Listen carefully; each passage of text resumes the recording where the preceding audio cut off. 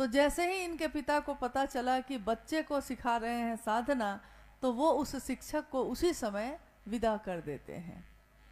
ये साल था 1961 का, क्योंकि साहब का जन्म जब हुआ 1948 में, 31 अक्टूबर 1948 को, और ये घटना है 1961 की।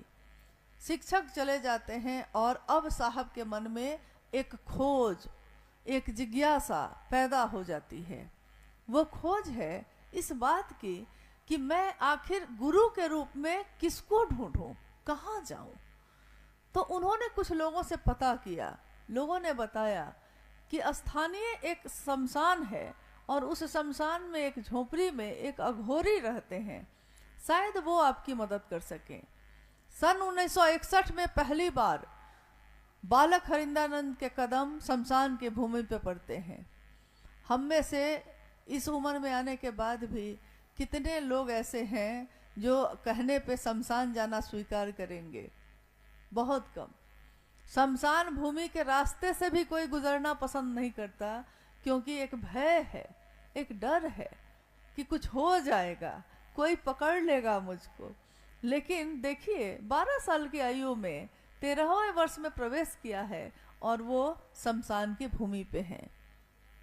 उनके आस पड़ोस के लोग, साहब हरिंद्रानंद जी की माता, जिनका नाम राधा देवी है, वो भी शिवलीन हो चुकी हैं। साहब के पिताजी का नाम डॉक्टर विश्वनाथ प्रसाद सिंह है, वो भी शिवलीन हो चुके हैं। लेकिन उस समय जब बालक ऐसा कर रहे हैं, उनके पड़ोसी और आसपास के लोग उनकी माँ से कहते हैं कि आपका बेटा बिगड़ गया, अघोरी बन गया है, आपका बेटा अब साधु बन गया है, अघोरी शमशान साधना करता है और वो फिर अब लौट के घर में नहीं आएगा। माँ उनकी डर जाती हैं। तो माँ राधा देवी अपने पुत्र से, जो अभी 13वें वर्ष में प्रवेश किए हैं, अपने पुत्र से कहती हैं, ये बहुत बड़ी बात है, ये बहुत बड़ी घटना है जो उस समय घटित हो रही है। वो कहती हैं, बाबू पढ़िए लिखिए, कुछ बनिए। सारे लोग कहते हैं कि आप अघोरी बन गए और मुझको पीड़ा होती है, मैं चाहती हूँ कि आप कुछ अच्छा करिए। कोई माता पिता अपने बच्चे को साधु नहीं बनाना चाहता, भले खुद साधु की शरण में जाना चाहता है, लेकिन मेरा बच्चा बन जाए यह कोई नहीं चाहता। जब भी आप किसी से पूछिएगा कि बच्चे को आप क्या बनाना चाहते हैं, वो डॉक्टर बनाना चाहता है, इंजीनियर बनाना चाहता है, लेकिन इंसान नहीं बनाना चाहता, साधु नहीं बनाना चाहता। तो स्वाभाविक है उस समय भी ऐसा हुआ।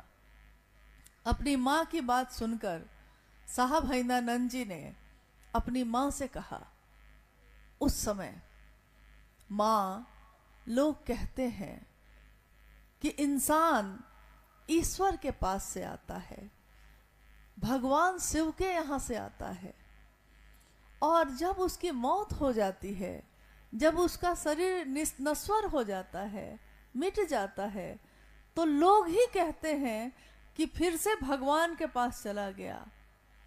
ये जो लोग कहते हैं कि भगवान के पास से आया है और भगवान के पास फिर चला गया है, मैं चाहता हूँ, मैं कहता हूँ कि केवल इंसान ही क्यों आता है भगवान के पास से, और क्यों फिर भगवान के पास जाता है?